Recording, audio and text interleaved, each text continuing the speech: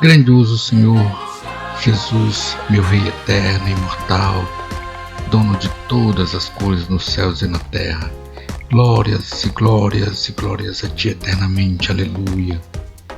Ajuda-nos a ser pacientes, dedicados na Tua obra e oração, a esperar no Senhor que o nosso crescimento e maturidade em confiar em Ti seja maior do que a resposta ou resultado que desejamos na nossa ansiedade. Oh, aleluia!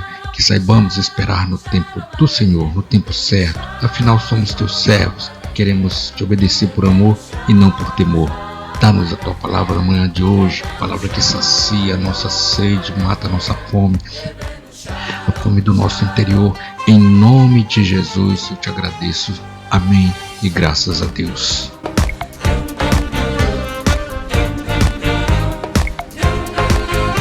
Graças a Deus nós chegamos ao nosso roteiro bíblico de número 10, Atos dos Apóstolos. Lucas é o autor do livro histórico dos Atos dos Apóstolos, que começa o seu relato com a ascensão de Jesus ao céu.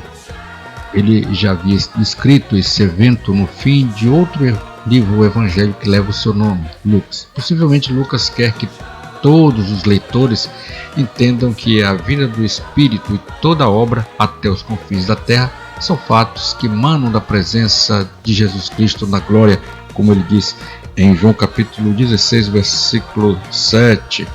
Eu vos digo a verdade, convém-vos que eu vá, porque se eu não for, o Consolador não virá para vós outros. Se porém eu for, eu vou-lo enviarei. Muito bem, graças a Deus. A introdução do livro, ela confirma que tudo o que os apóstolos farão corresponde aos mandamentos que receberam do Senhor, como diz o versículo 2, né? Depois de haver dado mandamentos por intermédio do Espírito Santo aos apóstolos que escolheram, foi elevado às alturas. E o Senhor Jesus também justificará o trabalho desses apóstolos. E para que seus pensamentos, que ainda estavam fracos, ou aliás fixos no ministério, né, terreno, fossem levados até ele, Jesus disse no versículo 8 que sereis minhas testemunhas.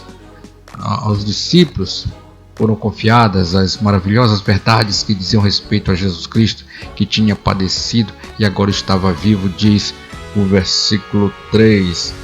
Depois de ter padecido, se apresentou vivo com muitas provas incontestáveis, graças a Deus. Oh, aleluia! Fora elevado ao céu à vista deles, também nós lemos no versículo 9, e segundo a infalível promessa anunciada pelos anjos no versículo 11, voltará da mesma maneira.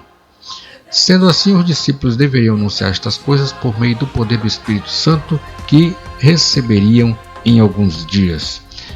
Meus irmãos, a primeira reunião com todos os discípulos depois da ascensão de Jesus é consagrada à oração. Visto que estamos chegando ao final da história da igreja neste mundo, sejamos então cuidadosos, zelosos, presentes e não ausentes naquele que pode ser o último culto antes do retorno do nosso amado Senhor Jesus. O autor de Hebreus, capítulo 10, nos faz uma advertência, né? Não negligenciem a vossa congregação, como é costume de muitos, mas façamos a demonstração tanto quanto vedes que o dia se aproxima. Não sejam negligentes, não sejam preguiçosos, sejam firmes na obra do Senhor, em nome de Jesus. Depois da reunião de oração, né, Pedro é quem dirige a palavra no meio dos primeiros discípulos. Ele recorda o trágico fim de Judas mediante enforcamento suicida, como nós lemos em Mateus capítulo 27, versos 5 a 8. Né? Morte pavorosa, porém com um destino eterno mais pavoroso ainda. Oh, que Deus tenha misericórdia! Baseado na luz e na autoridade da palavra de Deus, Pedro mostra a necessidade de se preencher o lugar do discípulo apóstata. 12 apóstolos deveriam ser, por assim dizer, as testemunhas oficiais desse fato fundamental do cristianismo, que é a ressurreição do Senhor, que nós lemos em 1 Coríntios capítulo 15. Então, José, chamado Barsabás, e Matias são indicados, pois estiveram entre os que haviam tido o privilégio de acompanhar o ministério terreno do Senhor Jesus durante os 3 anos e meio, ou 1260 dias. Há uma corrente supõe que eles pertenciam ao grupo dos 70 que foram enviados em grupos de 2 em 2 que nós lemos em Lucas capítulo 10. Muito bem, depois de pedir em oração ao Senhor, que conhece os corações de todos os homens, que lhes revelasse a sua escolha, lançando a sorte, Matias é indicado entre os 12. Lançar sortes, meus irmãos, hoje não é mais o método apropriado, pois é o Espírito Santo que está no nosso meio, que nos dá o discernimento de que necessitamos.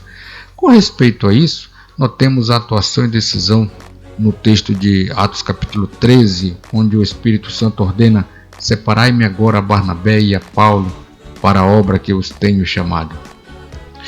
Meus amigos e irmãos, os estudantes da Bíblia devem reconhecer que o livro de Atos é uma transição de Israel, ou seja, da religião judaica, do judaísmo, para a igreja de Jesus Cristo como instrumento de Deus através da qual ele revela e propaga a sua palavra. Existem 3 passagens principais que devem ser entendidas a fim de que se consiga captar do que trata essa transição. Por exemplo, no capítulo que nós estamos apreciando, versículo 3 a 10, no capítulo 3, versículo 11 a 26 e no capítulo 15, versos 6 a 21. Se for possível, a gente vai fazer um comentário sobre essa primeira transição aqui, tá bom? Muito bem. Eu quero dizer também que o Novo Testamento ensina que a igreja é um mistério, né?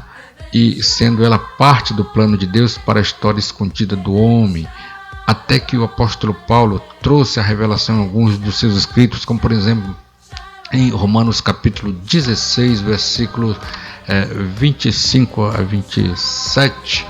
É isso aí? Muito bem.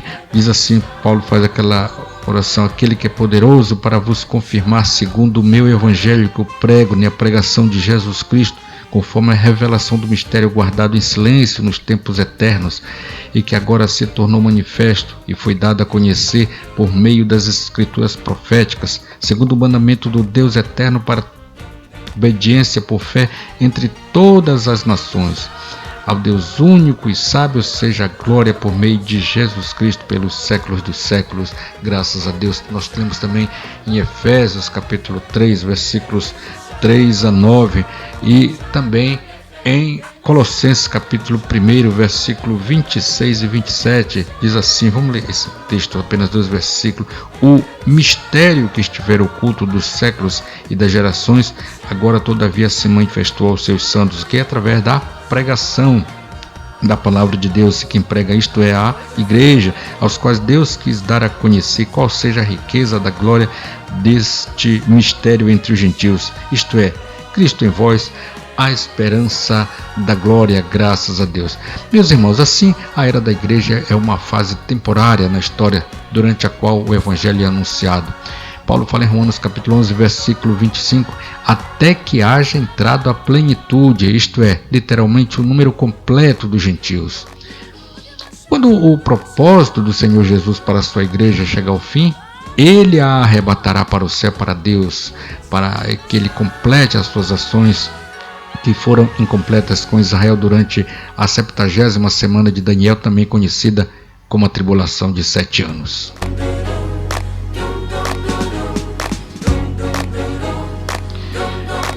Como eu disse, versículos 3 a 10 de Atos 1, vamos fazer aqui um rápido comentário. Essa é a primeira transição encontrada no livro de Atos, antes que a igreja iniciasse no capítulo 2.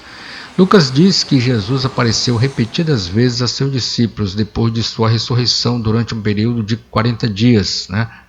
Fazendo o quê? Versículo 3 diz, falando sobre as coisas concernentes ao reino de Deus. Por que Jesus ensinou eles sobre as coisas relativas ao reino quando havia tantos outros assuntos que ele poderia ter ensinado? Penso que foi porque esses homens eram todos judeus e a grande esperança do povo judaico é que o Messias venha e reine com eles no futuro reino terreno. Eles devem ter pensado que a vitória do Messias sobre a morte significava que o reino estava próximo. Exatamente essa mentalidade se reflete na pergunta que fizeram a Jesus repetidas vezes, principalmente no dia da sua ascensão, que nós lemos no versículo 6. Senhor, será este o tempo em que restaures o reino a Israel? Está claro que eles esperavam que o reino judaico, que nós conhecemos como o milenar, o milênio, chegasse naquele momento da história. Contudo, Deus tinha outros planos. A resposta de Jesus relativamente a essa pergunta nós lemos no versículo 7 e 8. Não vos compete conhecer tempos ou épocas que o Pai reservou para a sua exclusiva autoridade, mas recebereis poder ao descer sobre vós o Espírito Santo e sereis minhas testemunhas tanto em Jerusalém como em toda a Judéia e Samaria e até os confins da terra. Oh, aleluia! Notemos que Jesus não repreendeu a visão de reino que eles tinham, como se expressa no versículo 6, o reino a Israel. Cristo não disse que eles tinham a visão errada sobre o reino, uma vez que ele estava mudando de um reino literal com Israel no centro para uma visão espiritual do reino.